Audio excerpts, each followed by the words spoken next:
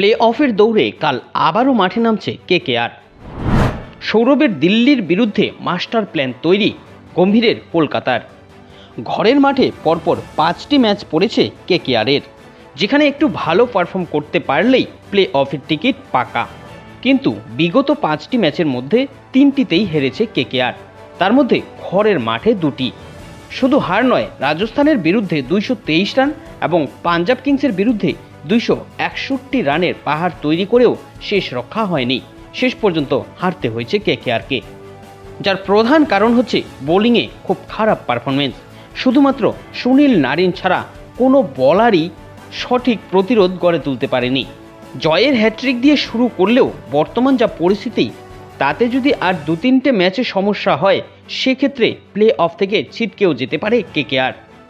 এমন পরিস্থিতিতে আগামীকাল দিল্লি ক্যাপিটালসের বিরুদ্ধে মাঠে নামতে চলেছে কলকাতা নাইট রাইডার্স।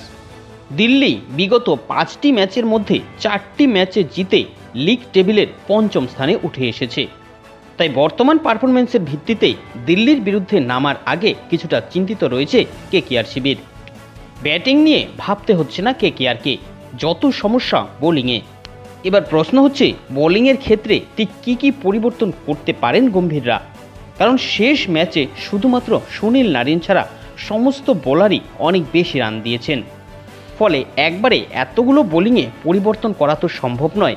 সেক্ষেত্রে জানা যাচ্ছে আবারও ফিরতে পারেন স্টার্ক, তবে সেটা নির্ভর করবে তার আঙুলের চোট ঠিক হয়েছে কিনা তার উপর।